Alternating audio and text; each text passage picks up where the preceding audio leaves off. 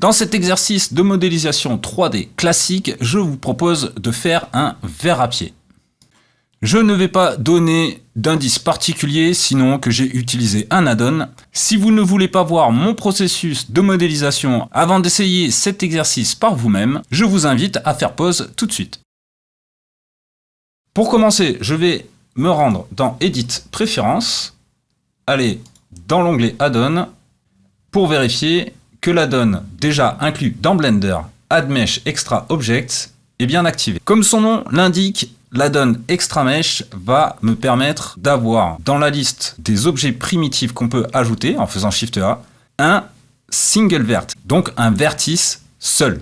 Je l'ajoute et ça passe directement en mode Edit. Je vais passer sur la vue de face en faisant 1, puis en appuyant sur E, je vais faire un extrude. J'appuie sur X pour maintenir le déplacement sur X, puis je dessine un verre à pied, ou plutôt la silhouette du verre à pied. Ou plutôt une demi-silhouette de verre à pied. Pour l'épaisseur au niveau du ballon, je vais faire une sélection des vertices qui composent le ballon. Je vais faire un Shift D, maintenir sur l'axe X pour être sûr que mes vertices qui sont en haut de mon verre forment bien un aplat parfait. Je vais ensuite ajouter un modificateur Mirror pour deux raisons. La première, c'est que ça va me permettre, en activant l'option Clipping, de ne pas aller du mauvais côté. Et si je fais G, alors je vais désactiver le Proportional Editing. Voilà, je fais G pour déplacer et je ne peux pas aller plus loin que le centre de mon objet. La deuxième raison, c'est que ça me donne un meilleur aperçu de mon profil de verre.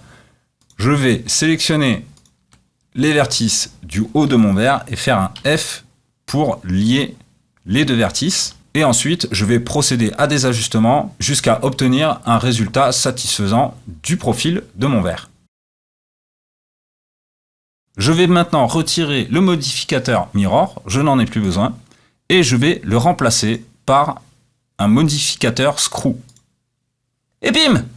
Pour la petite explication, le Screw Modifier va prendre votre profil, le répéter en lui appliquant une rotation et lier ensuite chaque vertice qu'il a répété, ce qui aura pour résultat d'obtenir une forme complète à partir de ce profil.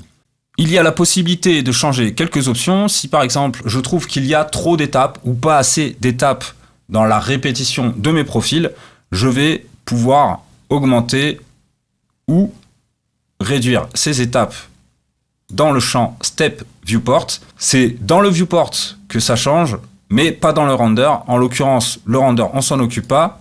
Je vais rester à 16 et je vais cocher aussi l'option Merge pour m'assurer que quand j'applique le modificateur, tous les vertices qui ont été nouvellement créés seront bien fusionnés les uns aux autres. Mais avant de l'appliquer, je vais procéder à quelques ajustements. Je repasse en vue 1, puis en Edit Mode, et je vais faire en sorte d'avoir un profil qui me satisfasse un peu plus.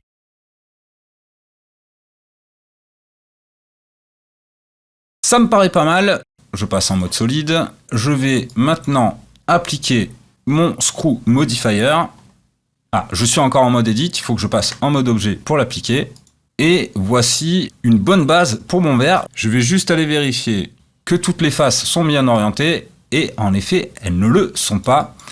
Il y a donc des normales ici qui sont dans le bon sens. Et celles qui sont à l'extérieur sont tournées vers l'intérieur. Pour régler ce problème, je vais passer en mode Edit.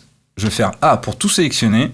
J'ouvre le menu Mesh, je vais dans Normal et je vais cliquer sur Recalculate Outside. De cette manière, Blender va tourner toutes les faces, toutes les normales, vers l'extérieur de l'objet.